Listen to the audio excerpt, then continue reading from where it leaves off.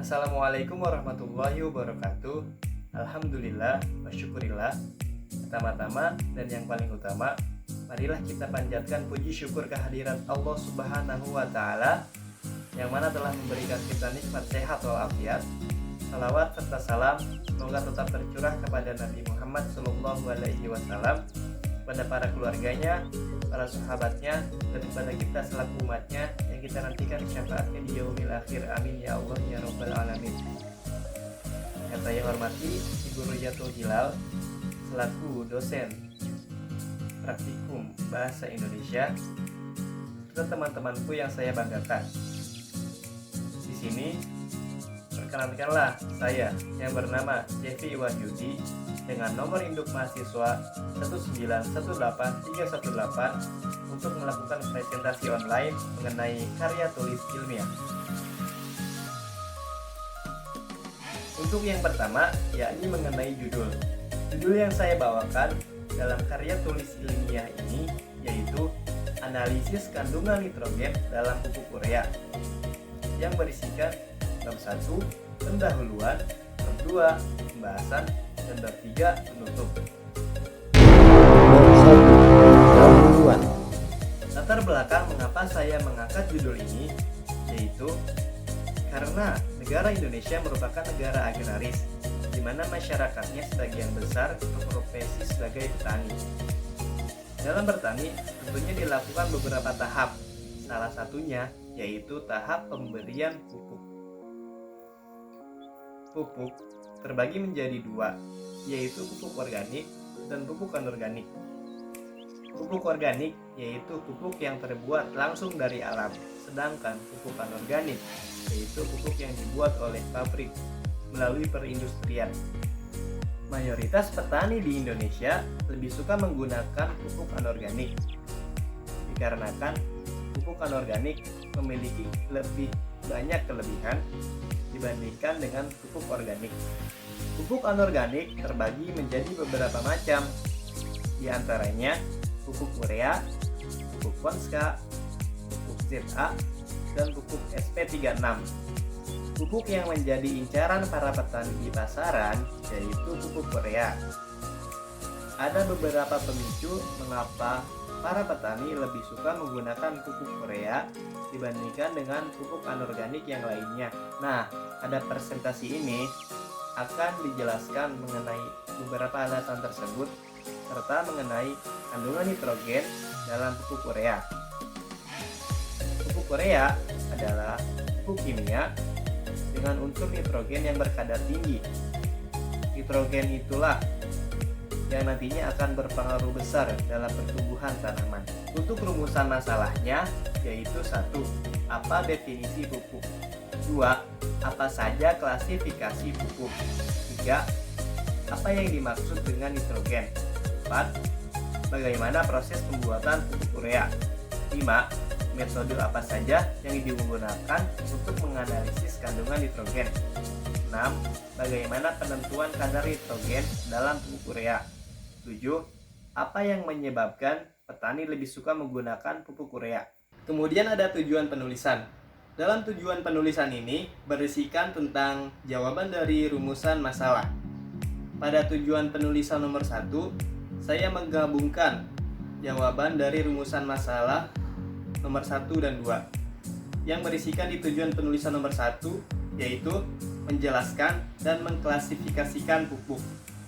Kemudian untuk tujuan penulisan nomor 2 dan seterusnya akan menjawab rumusan masalah nomor 3 sampai seterusnya. Yang berisikan tujuan penulisan nomor 2 yaitu mengetahui kandungan nitrogen dalam pupuk urea. 3. Mengetahui proses pembuatan pupuk urea. 4. Mengetahui metode yang digunakan untuk menganalisis kandungan nitrogen. 5. Mengetahui penentuan kadar nitrogen dalam pupuk urea. 6. Mengetahui keunggulan pupuk urea. Lalu ada manfaat penulisan. Yang pertama bagi penulis. Penulis diharapkan mampu mengamalkan dan mengembangkan ilmu yang telah dibuat pada makalah atau karya tulis ilmiah ini.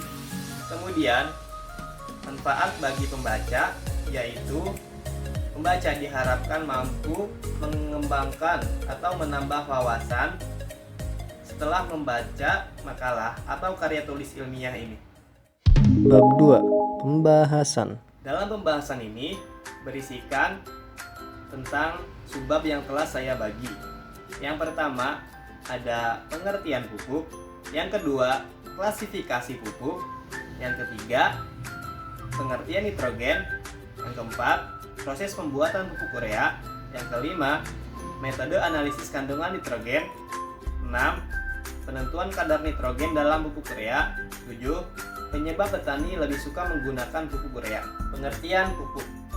Pupuk adalah suatu bahan atau material yang diberikan pada tanaman, berfungsi untuk mengubah sifat fisik, kimia, dan biologi tanah untuk melengkapi ketersediaan unsur hara sehingga pertumbuhan tanaman menjadi lebih baik. Klasifikasi pupuk. Pupuk diklasifikasikan menjadi dua, yaitu ada pupuk organik dan pupuk anorganik. Pupuk organik yaitu pupuk yang sebagian atau seluruhnya berasal dari tanaman dan atau hewan yang telah melalui proses rekayasa. Pupuk anorganik. Pupuk anorganik adalah pupuk yang dibuat di pabrik-pabrik pupuk dengan cara mengambil atau menambang bahan-bahan mineral seperti natrium nitrat dari alam, kemudian diolah dan diproses serta dikemas dalam kadar hara tertentu. Kemudian ada jenis-jenis pupuk organik. Yang pertama ada pupuk hijau. Pupuk hijau merupakan pupuk yang berasal dari pelapukan tanaman, baik tanaman sisa panen ataupun tanaman yang sengaja diambil hijaunya. Yang kedua, ada pupuk kandang. Pupuk kandang adalah pupuk yang berasal dari kotoran hewan seperti unggas, sapi, kerbau, dan kambing. Yang ketiga, ada pupuk kompos. Pupuk kompos dihasilkan dari pelapukan bahan organik melalui proses biologis dengan bantuan organisme pengurai. Dan yang keempat, ada pupuk hayati organik. Pupuk hayati organik adalah pupuk yang berasal dari organisme hidup yang memiliki kemampuan untuk meningkatkan kesuburan tanah dan menghasilkan nutrisi bagi tanaman. Selanjutnya ada jenis-jenis pupuk anorganik. Yang pertama ada pupuk urea. Pupuk urea adalah pupuk yang mengandung unsur nitrogen berkadar tinggi, yaitu 46%. Kadar nitrogen inilah yang nantinya akan sangat berpengaruh pada perkembangan dan pertumbuhan tanaman. Pupuk urea berbentuk butir-butir kristal putih dan bersifat higroskopis dengan rumus kimia NH2CONH2. Yang kedua ada pupuk Ponska. Pupuk Ponska adalah pupuk yang mengandung lebih dari satu unsur hara utama, yaitu bisa NP, NK, dan NPK. Pupuk Ponska mengandung 15% nitrogen, 15% fosfat, 15% kalium, dan 10% sulfur, serta berbentuk granul. Yang ketiga ada pupuk ZA. Pupuk ZA adalah pupuk yang mengandung amonium sulfat. Pupuk ZA berbentuk seperti garam, serta terasa asin di lidah. Dan pupuk ZA bersifat higroskopis. Dan yang terakhir ada pupuk SP36. Pupuk SP36 mengandung unsur fosfor yang cukup tinggi, yaitu 36%. Pupuk ini dibuat dari batuan fosfat yang ditambang. Pupuk ini berbentuk bulir abu-abu. Pengertian nitrogen. Nitrogen adalah suatu unsur kimia dalam tabel periodik yang memiliki lambang N dan nomor atom 7. Gas ini ditemukan tak berwarna, tak berbau, tak berasa, dan merupakan gas diatomik non-logam yang stabil. Nitrogen sulit bereaksi dengan unsur maupun dengan senyawa yang lainnya. Nitrogen pertama kali ditemukan oleh Daniel Rutherford pada tahun 1772. Nitrogen sangat penting bagi tanaman karena merupakan komponen utama dalam klorofil. Proses pembuatan pupuk urea. Pupuk urea di pabrik merupakan hasil reaksi antara karbon dioksida dengan amoniak. Dua senyawa ini berasal dari bahan baku gas alam, air, dan udara. Maka dari itu, sebelum membuat urea, kita terlebih dahulu membuat amoniak. Pembuatan amoniak ini terdiri dari 3 tahap, yakni tahap feed treating, purifikasi, dan tahap produksi. Yang pertama ada tahap feed treating. Pada tahap feed treating ini, gas alam sebagai bahan baku utama akan dibersihkan terlebih dahulu dari kotoran-kotoran padat, senyawa kimia, kadar air, dan CO2. Setelah dipisahkan dari kotoran-kotoran dan lain sebagainya, akan dilanjutkan di unit reforming dengan menambahkan steam dan udara. Dengan persamaan reaksi CH4 plus H2O menjadi CO plus 3H2 atau biasa disebut dengan endotermis, dan CO plus H2O menjadi CO2 plus H2 atau biasa disebut dengan eksotermis. Setelah keluar dari unit reforming, gas CO yang masih ada dikonversikan menjadi CO2 di unit CO shift converter dengan reaksi CO plus H2O menjadi CO2 plus H2 atau biasa disebut dengan eksotermis. Kemudian ada tahap purifikasi. Dalam tahap purifikasi terdapat 2 proses, yakni pemisahan CO2 dan metanasi. Pemisahan CO2, gas CO2 yang terbentuk kemudian akan dipisahkan dengan penyerapan menggunakan larutan dengan unsur utama K2CO3 atau dengan larutan DEA di unit CO2 adsorber. Gas CO2 yang telah diserap kemudian akan dipisahkan melalui pemanasan dengan steam di unit CO2 stripper. Nah, gas CO2 inilah yang nantinya akan dibawa ke pabrik sebagai bahan baku pembuatan pupuk urea. Sedangkan penyerap akan digunakan kembali. Selanjutnya ada proses metanasi. Sisa gas CO dan CO2 pada adsorber akan dikonversikan menjadi metana di metanator. Karena kedua senyawa ini akan merusak katalis pada amonia converter dengan persamaan reaksi CO plus 3H2 menjadi CH4 plus H2O dan CO2 plus 4H2 menjadi CH4 plus 2H2O. Keduanya merupakan reaksi eksotermis. Dan yang terakhir ada tahap produksi. Tahap produksi dibagi menjadi 2 proses, yakni kompresi gas sintesa dan sintesa amoniak. Kompresi gas sintesa, gas yang dihasilkan dari proses metanasi atau bisa disebut dengan gas sintesa hanya memiliki tekanan kurang lebih 25-27 kg per cm persegi. Sedangkan pada pembuatan amoniak diperlukan tekanan sebesar 150 kg per cm persegi. Sehingga tekanan perlu dinaikkan dengan menggunakan kompresor. Sintesa amoniak, gas sintesa yang keluar dari metanator mempunyai unsur N2 dan H2 yang kemudian akan direaksikan di unit amonia converter dengan persamaan reaksi N2 plus H2 menjadi 2NH3 yang disebut dengan reaksi eksotermis. Amoniak yang dihasilkan selanjutnya akan didinginkan dan dipisahkan dari gas yang tidak terkonversi. Kemudian, amoniak akan dibawa ke pabrik-pabrik amoniak dan juga bisa disimpan dalam tangki. Masuk ke tahap pembuatan urea. Dalam pembuatan urea terdapat 4 seksi, yakni seksi sintesa, seksi purifikasi atau dekomposisi, seksi recovery, dan seksi kristalisasi atau pembutiran. Seksi sintesa.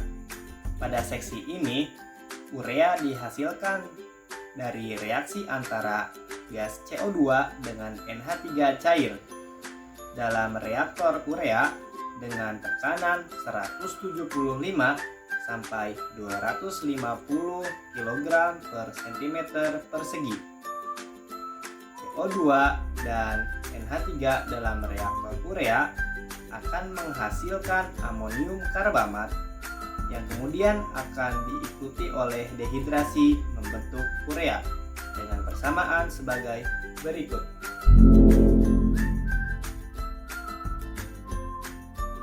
Seksi purifikasi. Seksi ini bertujuan untuk memisahkan hasil reaksi dari reaktor urea, yakni memisahkan antara urea, air, biuret, amonium karbamat, dan ekses amoniak.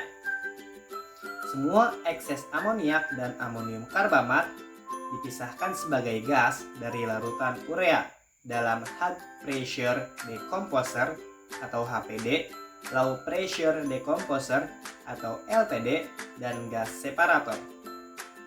Prinsip dari seksi purifikasi yaitu memanaskan dan menurunkan tekanan sehingga amonium karbamat terurai menjadi gas CO2 dan NH3 seperti pada reaksi berikut ini.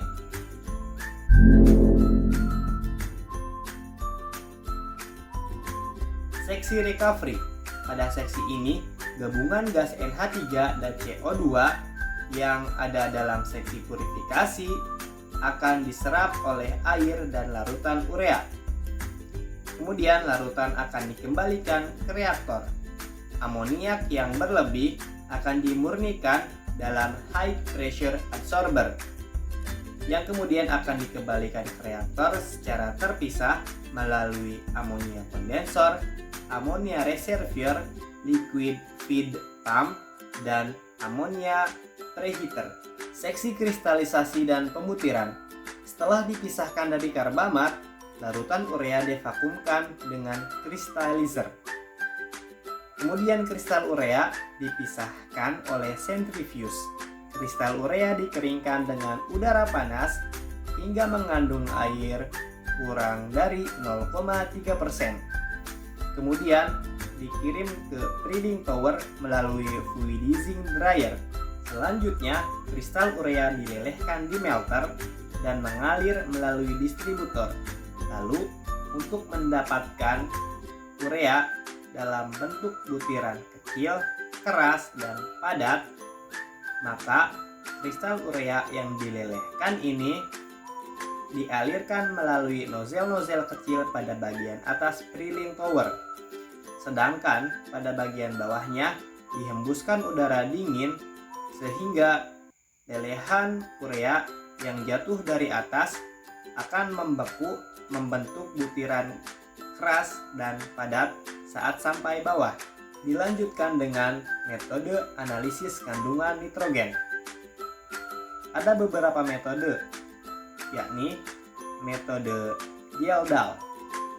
Dalam metode Yeldahl ada 3 tahap, yakni tahap digesi, tahap destilasi, dan tahap titrasi. Yang kedua ada metode Lowry, yang ketiga ada metode Buret, yang keempat ada metode spektrofotometer UV, dan yang kelima ada metode pengenceran. Penentuan kadar nitrogen dalam pupuk urea. Alat yang digunakan yaitu labu Yeldahl, Erlenmeyer, unit destilasi lengkap, buret, pipet tetes, gelas ukur, corong, dan pemanas. Sedangkan bahan yang digunakan yakni H2SO4 pekat, larutan 0,25 m H2SO4, larutan 0,25 m NaOH, larutan NaOH 40%, indikator campuran, dan indikator fenol phthalein. Pembuatan reagen atau reaksi. Reagen atau reaksi yang dibuat yaitu NaOH 0,25 N, H2SO4 0,25 N, NaOH 40%, indikator campuran, dan indikator PP atau phenolphthalein. Berikut ini adalah langkah kerja atau prosedur analisis dari penentuan kadar nitrogen dalam pupuk urea. Yang pertama, timbang 5 gram sampel dan masukkan ke dalam labu Geldal. Yang kedua, tambahkan 25 ml H2SO4 pekat dengan gelas ukur dan didihkan dengan nyala api kecil selama 1 jam. Yang ketiga, setelah dingin, encerkan dengan air suling dan pindahkan ke dalam labu ukur 500 ml hingga atau sampai tanda batas dan kocok hingga serba sama. Yang keempat, pipet 25 ml larutan ke dalam labu destilasi dan tambahkan air suling hingga isinya mencapai 300 ml. Yang kelima, siapkan alat destilasi dan larutan didestilasi. Yang keenam, destilat ditampung ke dalam 50 ml 0,25 N H2SO4 dalam Erlenmeyer yang mengandung beberapa tetes indikator campuran merah metil, biru metil. Yang kemudian ujung pendingin harus tercelup ke dalam larutan penampung. Yang ke-7, sebelum dimasukkan ke dalam destilasi, larutan ditambahkan NaOH 40% hingga larutan menjadi warna merah. Penambahan NaOH dilakukan secara cepat. Yang ke-8, hentikan destilasi setelah Erlenmeyer berisi sekitar 400 ml destilat. Yang ke-9, gitar kelebihan 0,25 N H2SO4 dengan 0,25 NaOH sampai titik akhir titrasi tercapai dan catat volume 0,25 N NaOH. Yang ke-10, lakukan titrasi belangko seperti di atas. Dari hasil prosedur analisis menurut teori, diperoleh kadar nitrogen sebesar 45,97% sampai 46%. Penyebab petani lebih suka menggunakan pupuk urea. Penyebab yang pertama yaitu mudah dicari. Pupuk urea merupakan pupuk anorganik yang familiar di kalangan para petani. Bahkan kini tidak hanya di pusat kota saja. Toko-toko pestisida kini mulai merambah ke pedesaan yang menjual pupuk eceran, terutama pupuk urea. Penyebab yang kedua yaitu memiliki keunggulan bagi tanaman. Ada beberapa keunggulan jika menggunakan pupuk urea untuk tanaman. 1. Dapat mempercepat pertumbuhan dan perkembangan tanaman. 2. Dapat menambah kandungan protein bagi tanaman. 3. Dapat membuat tanaman lebih hijau dan mengandung banyak klorofil. 4. Dapat digunakan pada semua jenis tanaman, baik tanaman pangan, hortikultura, dan tanaman perkebunan. 5. Penggunaan urea secara tepat dan berimbang akan memberikan hasil yang baik bagi tanaman. 6. Pada tanaman, urea diaplikasikan dalam keadaan kering ke tanah atau dilarutkan melalui irigasi. 7. Pada tanaman dalam artian kapas, urea digunakan pada saat pengolahan terakhir sebelum penanaman. Bab 3. Penutup. Kesimpulan yang dapat diambil yaitu pupuk urea adalah pupuk anorganik yang mengandung 46% kadar nitrogen.